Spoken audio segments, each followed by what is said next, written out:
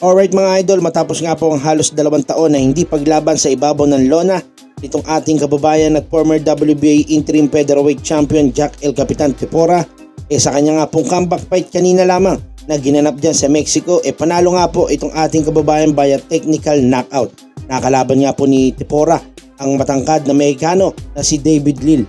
Sa kanila nga po naging laban, muli nga pong pinatunayan at muling pinaalala ni Jack Tepora kung bakit isa nga siya sa mga top prospect ng ating bansa.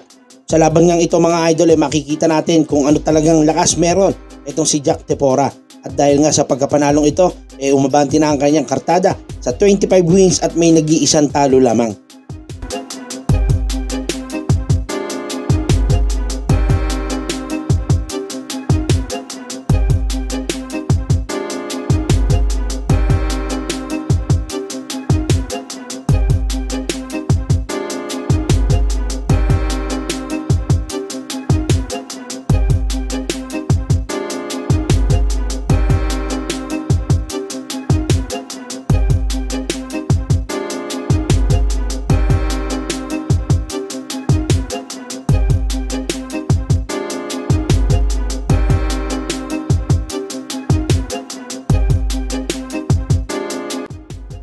Sa kabilang banda naman mga idol, tila baliw nga kung tawagin ng maraming boxing fans ngayon itong si King Ray Ryan Garcia.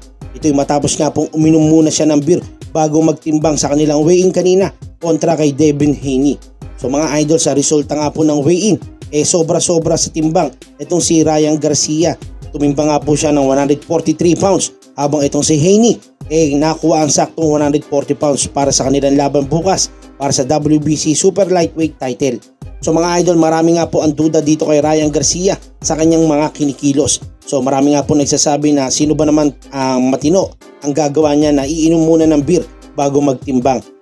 Ang mabigat nga rito mga idol, magmumulta pa ito si Ryan Garcia ng $1.5 million at hindi na nga po nakataya ang titulo ni Devin Haney sa kanilang magiging laban bukas.